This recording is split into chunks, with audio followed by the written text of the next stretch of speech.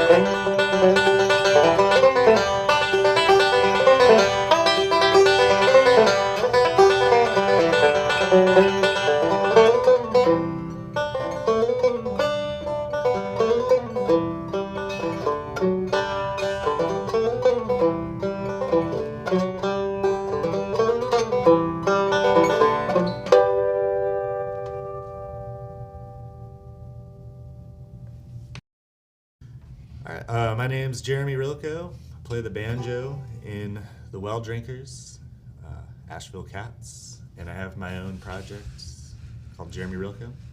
Yeah, that's the name of it. Record coming out sometime soon. And I'm originally from Saginaw, Michigan, and made my way to Asheville by way of South Riding, Virginia, Portales, New Mexico, and Kalamazoo, Michigan. That's a strange trip to get there. Yeah. I went to high school in Virginia, and then I was in the Air Force for 4 years, and I lived in New Mexico. During that time. Yeah. Have you always been a banjo player? Is that what you started with? I started 7 years ago. I was like 24. I got out of the Air Force and went to Michigan to go to college, and my brother was playing in bluegrass bands there, and I would go to festivals with him, and they would stay up all night playing music, and I was like, man, I want to do that. So I went to a music shop and was going to get a bass because it seemed like the easiest way into to the late night jams. Yeah, it is. And then I saw the price tag. Yeah. Oh yeah. So because you were looking at an acoustic upright bass instead of a And then I saw next to it was a like open back banjo for like $150. So I got that. So what was your brother playing at the time? He was playing mandolin. He was playing mandolin. And I had festivals up there, and then I would hear them playing bluegrass with young people, and I was like, man, young people are doing this. This is cool. Yeah, I want to do that. So how did you wind up in Asheville? Well, I was playing in a band in Michigan, and called Who Hit John, and they were kind of coming down. They've been a band for like 15 years. Right. You know, they're all great players. They all got married, started having kids. That happens, you know. You know? That happens. And they had a lot of cool songs, you know, because I would be learning, you know, the Earl Scruggs stuff, Right. the Earl Scruggs book. And they had a trumpet player, but they did Old Home Place. Yeah. And that was like their bluegrass song. Sure. So I was like, oh, I know that one, you know. Yeah. And then I would go to their house. They'd have fires. We'd hang, play, drink beer, Yeah. all that fun No, stuff. And it's typical bluegrass learning. Yeah. I mean, that's how you And learn then, bluegrass. you know, they had songs that'd be like,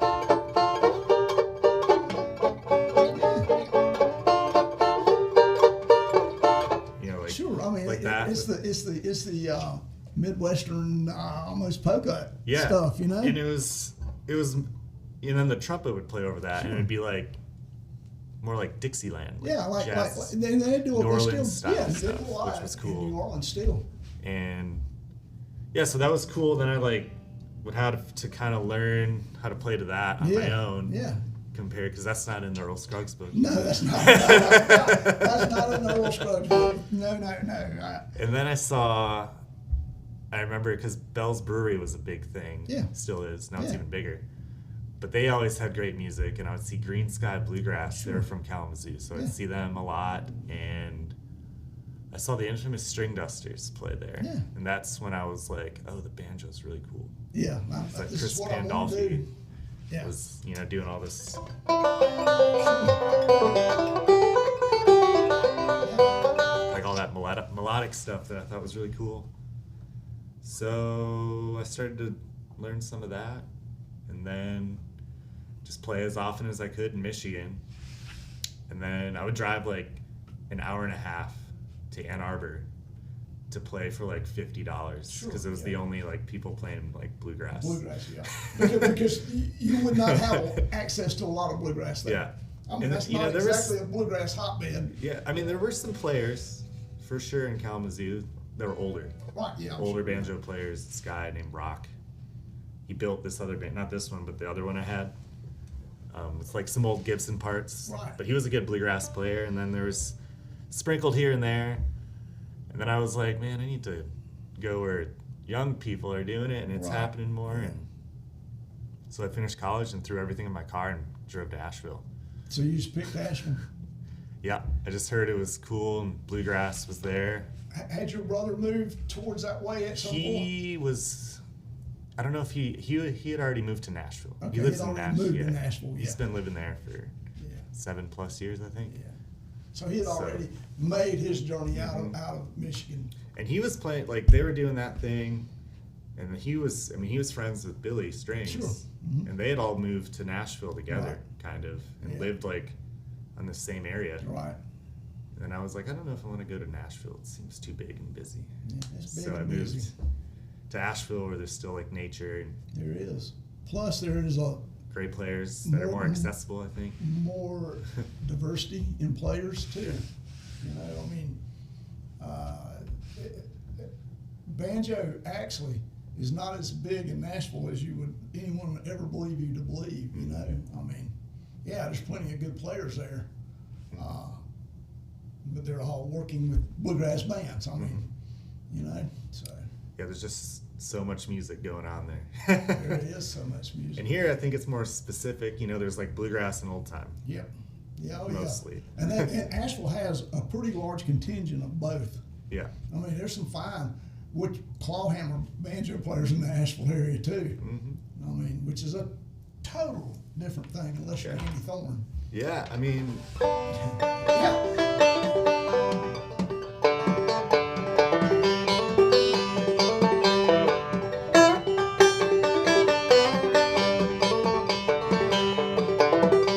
Yeah. Yeah. You can do that, see? that was a pandemic thing. Yeah. Oh, yeah. That's what you did during the pandemic. I think that's what Andy Thorne did too. You know, go out and play for the Fox. You know.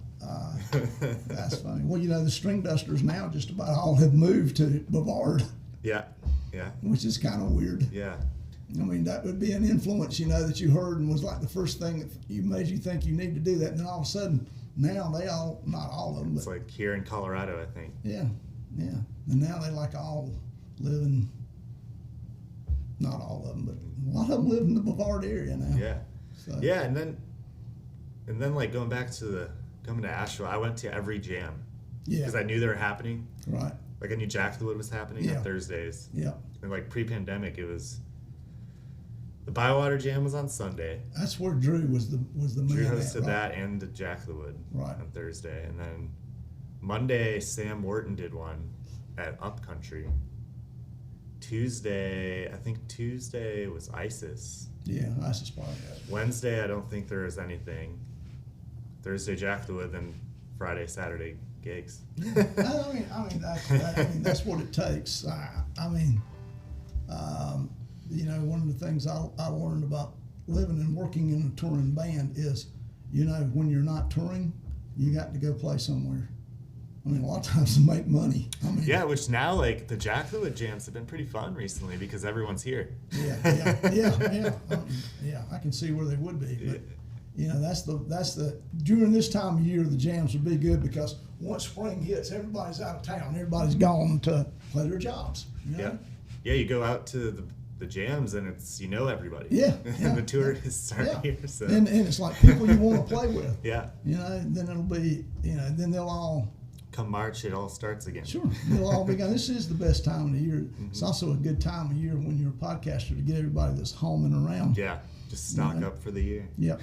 I usually, and that's what I have done for 5 years is get the bulk of my stuff during the January, February months that I can, because that's generally when most people are here, and then get what I can in between people, in between jobs sometimes, between Asheville and Charlotte, which works good sometimes. Then a lot of times it's hard. I play too, and a lot of times I can get musicians to come during the day like this because everybody works at night, which is good too. So. But then if it's normal people, they can't, it's like, can you do it on a Saturday night? That's when I have no, man, I have to work too, Saturday night I have a job too. So it's like, oh, okay. Yeah. So, okay, let's talk about your bands. Yeah.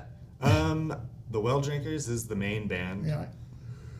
Used to be in a band called Supper Break, which is like 3/5 of the same people. Right, yeah. I was going to say, is that not pretty much the same people? It's Adam, Andrew, and I.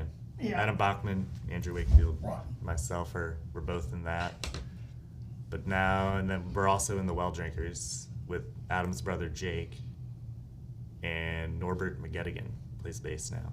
Okay. All right. And yeah, I think we have a single coming out sometime coming up. Which we've one? Had in the can. Which Well one? Drinkers. Okay, all right. We'll go. This is Well Drinkers now. Okay, we're on the Well Drinkers. And I think we're gonna come out with some sort of a record this year that might be original or it might be public domain songs. Sure, yeah. Which will be fun.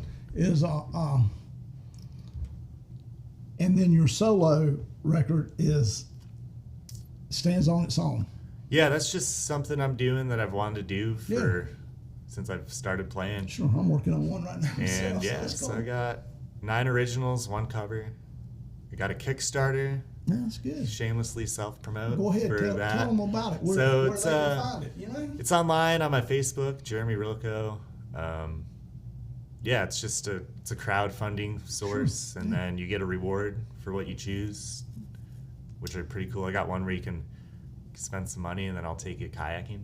Oh, well, that's cool. Yeah. on the French Broad River. Cool, so I know people like doing that, and I do that for fun, so I can Not navigate and keep people safe Yeah. from the rocks if they've never done it. Yeah. Getting CDs, signed CDs, private concerts in your house. Yeah, I all was that going to say fun house stuff. concerts are always good. That is always good for us. And then bring the band, which is some iteration. I got Drew Matlich on some songs. Lindsey Pruitt's on some songs. James Schlender from Songs from the Road. He's on some songs. Andrew Wakefield and Anna Bachman are on a bunch of songs. Branson Rains, you know, local killer fiddle player. So you got some fine fiddle players. Zeb Gamble. Yeah. Norbert plays bass. Where are you recording these at? It's at Sprouse House with Nick Dauphinais. Yeah. Out in Weaverville. I think so. That's up in Weaverville, right? Yep, only a couple miles from my house. Oh, that's good then. So it's been nice to work with him. They're Really actually accommodating. They're actually a lot of. That's another thing about Asheville is you can get your such stuff recorded at a lot of good studios. Mm-hmm. I mean, at somebody's house. Yeah. Oh well, you know the whole world has changed too about that. I mean, advent of the new recording equipment makes almost any home a recording studio. Mm-hmm.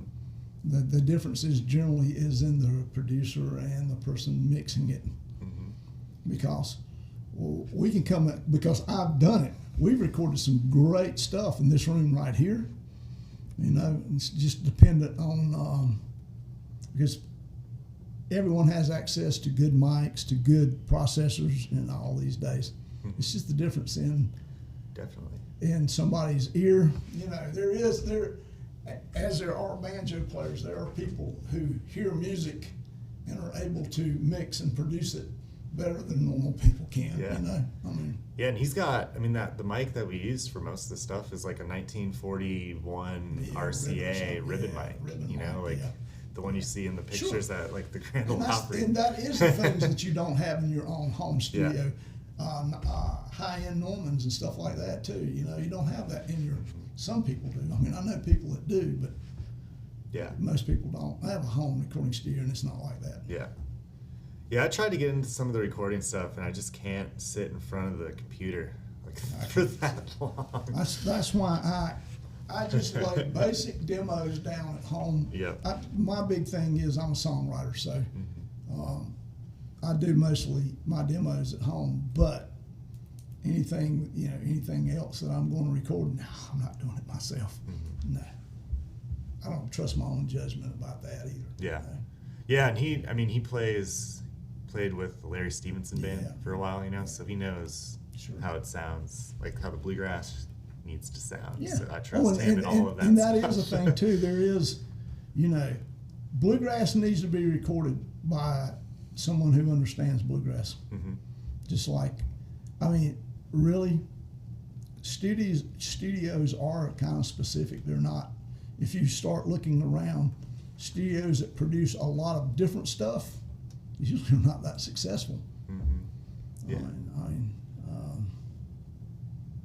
I know the people over at Organic, you know, but they have their little niche they do too. I know people at Echo Mountain, and they have their little niche too, which they're all different in what they do. Yeah, the Well Drinkers stuff we did at Echo Mountain. Yeah. In the B room. Yeah. Which is fun. Yeah, and expensive. That's the downside too. Yeah. But it was cool. It's a cool experience to be in there.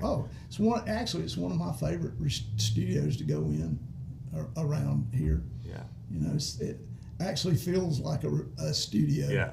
You know? Yeah. I like the ping pong table that they have in there. Yeah. Go record a little bit and then go play ping pong. Yeah. Next time you see Andrew, you can ask him who won. Okay, I'll do it. I will do it. You know, obviously he didn't. Man, what else we need to know? Promote all your stuff. Tell everybody where they can find everything that you got going on. Well, just released a single on Spotify under my name, Jeremy Rilko, and then there'll probably be another single like sometime in the last week of the Kickstarter. Sure. I think there's like 3 weeks left now. Well, I mean, that is the going market these days. You do a project, but you release the individual stuff. It's kind of the old 45 when I was growing up. The old, you know, you put out an A side and a B side, but then at some point the album would come out with them all on there. Yeah. And that's kind of what's. Yeah, it's been fun kind of reading into all that stuff. with the solo project, like how to like releasing and Yeah. using Spotify and Sure. DistroKid, because Yeah. I've always been the guy that just played banjo and somebody else took care of all that other stuff. And that's the bad thing too. When you have your own stuff, you have to do that stuff. Yeah, I mean, at some point, if you make some money, you can hire somebody to do that for you. And that's the goal. That's the dream. yeah, it is We'll a see dream. with that. Basically, when the point comes, when that point comes, though, those people are important. Mm-hmm. I mean, they get you more money. Sure, you have to pay them, but they also get you more jobs, better jobs. That's the cool part. Yeah, and doing the social media stuff has been just a pain. Yeah. Just like looking at my screen. Yeah, So I mean, I get why people pay people to do that yeah, stuff. they do. Yeah, I mean, But it has been fun figuring out all that stuff a little bit. a lot of experience. The other along, side too. of the music, Yeah, like the business part of music, I Yeah. guess. Yeah. Which makes you glad as it goes along that there are people that do that for you. Yeah. So Yeah. are the well drinkers playing a lot?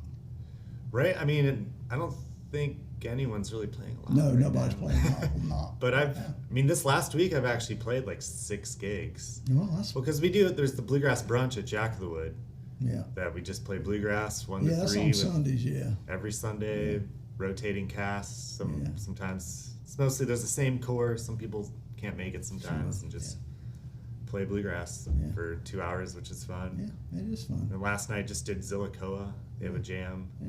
We're the house band with, it's more like Asheville Cats, which is another band that I'm Right. part of that's kind of starting Yeah. with Zeb Gamble and Branson Rains, Norbert, Sean Newman. Just playing another band that's just playing more just traditional Sure. bluegrass, whereas the Well Drinkers is more original, Yeah. songwritery. Yeah. Because of Andrew, I'm pretty familiar. I've gone Yeah. through that catalog, Yeah. so I'm pretty familiar with that through him. Yeah, so having both of those things is fun because then I get to still play the traditional bluegrass to try to keep up Yeah. with those chops, and then venture out into whatever the Well Drinkers does. Yeah. And then the solo stuff is just my own little thing. Will you take when you're ready? Will you take a band out and do that? I will probably do a few shows. Just definitely like a party, a release Sure, party, yeah. which will most likely be at Jack of the Woods sometime in April or March. That seems to be your on a home base, Thursday. really. I mean, Yeah, I play there often 2 times a week, sometimes 3. yeah. Who all is generally in that with you? Well, I guess that varies, Well, the Thursday night is Drew's thing, right? and then I'll play banjo with him a lot, Right. and then Andy Pond will play with him Yeah, often Andy. too, and Yeah, Lindsay, James, yeah, Norbert, Stiglitz, yeah. I mean, um, good people. They're all in. Celia, just whoever's And around to they're play. in right now, so it's Yeah. like we were talking. It's a good time if you want to see good musicians Yeah. playing a jam. Yeah. It is Jack of the Wood. In case my listeners do not know, is in downtown Asheville. It's been there for years. It's easy to find, and the parking is about as easy as everything else in Asheville. Not easy. Well, once you go there, you know where you can find the spots. Yeah. This is true. Well, the musicians always know where those spots are, So. But that's definitely where the bluegrass happens on Thursdays, and I mean I've been going there since I first moved here, and It's a good place. It goes till like midnight sometimes. I mean, obviously, from the people who are playing on your records, you've made a lot of good connections. Yeah, almost every person playing I met there. I didn't meet Adam and Andrew there. Right. I met them with the supper break stuff. Right. But everybody else, it's where I Well, met those them. are. I mean, your fiddlers on your record are every one of them are fantastic, Yeah. and of the 5-string variety, which Asheville has now become. Right. Become the home standard. Yes, of the 5-string violin, Yeah. 5-string fiddle. Well, they all learned from Bobby Hicks. And the other one who is the 5-string master who is in Asheville these days is Casey Dreesen. Yeah. Well, he taught them all the chop though. I mean, not so much the 5-string as Yeah. the chop. Bobby gave him the 5-string. Yeah. Casey gave him the chop. So Yeah. So, Yeah, I know. Like Branson goes over and hangs out with them all Yeah. the time and plays. So he's he a cool guy. they're up from up there Yeah. in Marshall. Case is a cool guy. He's in India right now, walking around too. That's So, gotta be fun. Yeah, I guess. I don't know. I saw he walk 14 miles in a day in India, Huh. which is, It's a ways. yeah. I mean, he's a world traveler. He's better at it than I am. So It's easier to travel with a fiddle than a banjo. true. Everything. only thing worse than a traveling with a banjo is an upright bass Yeah, or a Les Paul, yeah. an Yeah. old school Les Paul that weighs as much as a banjo. Unless you had an open back, those are lighter. Well, yeah, You can but still play it. You're not Wear it traveling on your backpack. You're wear not it on your traveling back. as far either. Usually, if you're playing that, because you're going to the same places to play your old time music. Yeah. I mean, so you're going to Swannanoa. Yeah, I did go to Australia Really, again, following with the Brothers Band at that time. really. Did you take I an instrument? drove and sold merch. Yeah, I brought a banjo. That's When cool. They played at some festivals, some like this Woodford Folk Festival, which was like a huge festival, and we basically lived there for 9 days. Which band was this? That was the Lindsay Lou band Okay, at that yeah. time. Okay. And yeah, so I drove and I did the merch Yeah. sales at Yeah. the shows, and that's how I paid my way through. Yeah. We were there for like a month and a half. I suspect that was a lot of fun. And we went to some folks. So it was interesting seeing the bluegrass folk people down there Oh, and I'm sure. how they played, which it was similar, Yeah, not quite as tight, but it's like bluegrass in the Northern Europe. yeah, There's some fantastic players there yeah, who have some really weird tape. Yeah. Also, there's they come here every once in a while. Japan has a large bluegrass Yeah. contingent. There's a band called the Unfamous String Busters. Have you seen those I kids? have not. They're Japanese kids.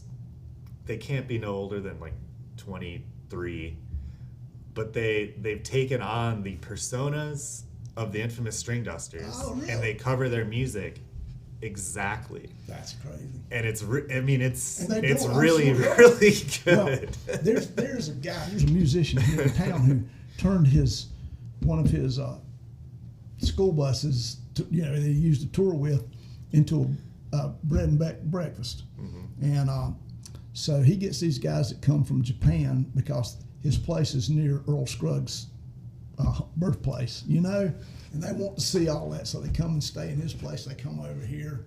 They usually even try to set up a jam for them over here. They're fabulous, I mean, it's like, how did you learn to play that? Yeah.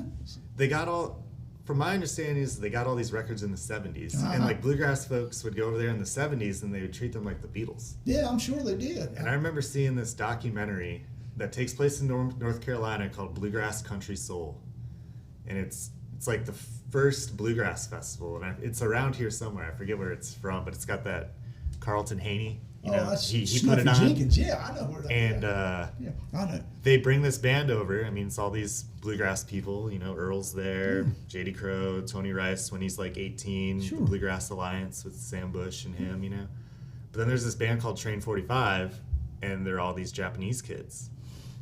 And they, this is 71 maybe? Yeah. And they all take their instruments and they play them behind their rock and roll. heads. Oh, rock and roll style. Behind their heads, including the bass player, and they play Train 45 Yeah, as fast as anyone behind their heads. that's crazy. Even the bass player Really? has the his bass up bass? behind his back. Wow. And they were like a big thing, and I think one of those guys the banjo player, I think just passed away like That's last crazy. year. Yeah. But yeah, they're sweet. It was It's, cool. it's a universal language. Yeah. It is. Bluegrass in Japan. All music is a universal language. Yeah.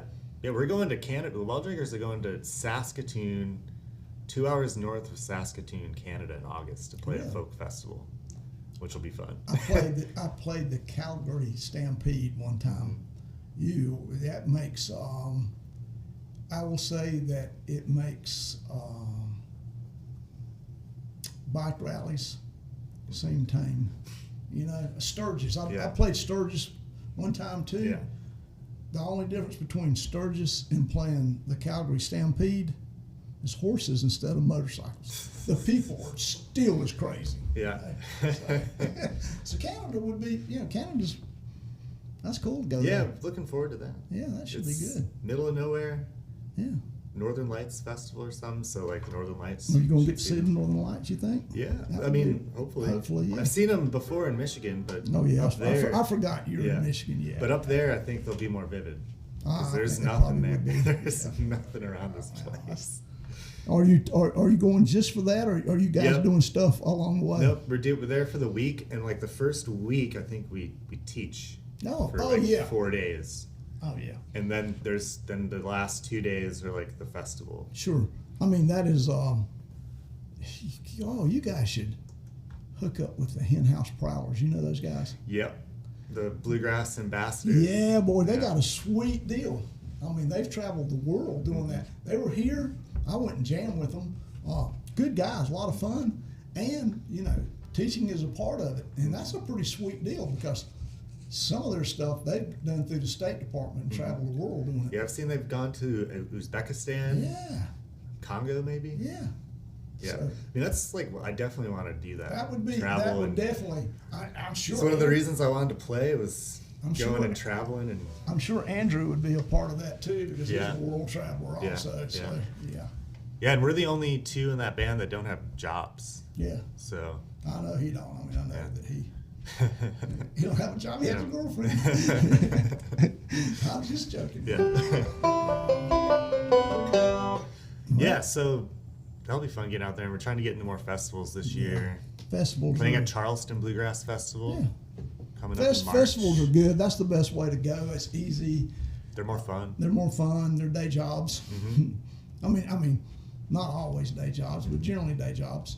Yeah, I mean they're fun. Yeah, they're fun. I agree. Get to hang and I meet a bunch appreciate of you. people and play with a bunch of people and Oh, and that's sometimes that's stay up all another. night. Yeah. Plus, you network with a bunch of different other bands, Yeah. and people, and generally that leads to more of that. Mm-hmm. So festivals are a good thing. Yeah, more. My more favorite festivals. jobs of everything is festivals. If you're booking festivals, Yeah. well drinkers are down to play. There you go. You heard it right there. Yep, that's good. Yeah. I appreciate you coming and doing this. Yeah, it's been fun. All right, thank you.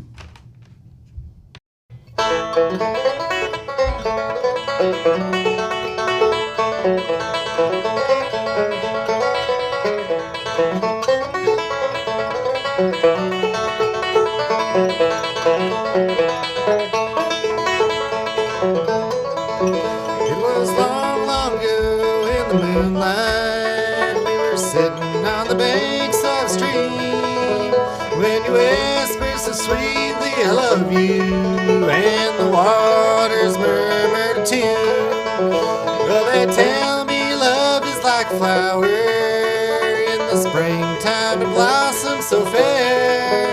In the fall, when it withers away, dear, and they tell me that's the way of your love.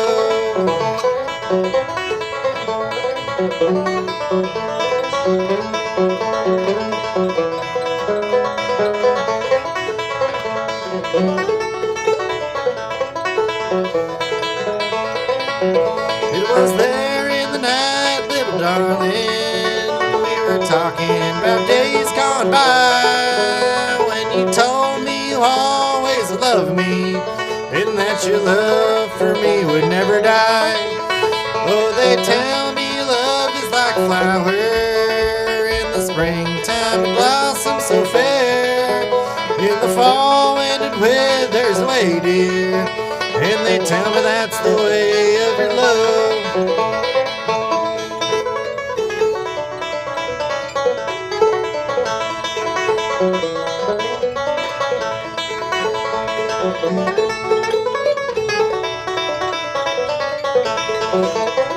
It was spring when you whispered these words, dear.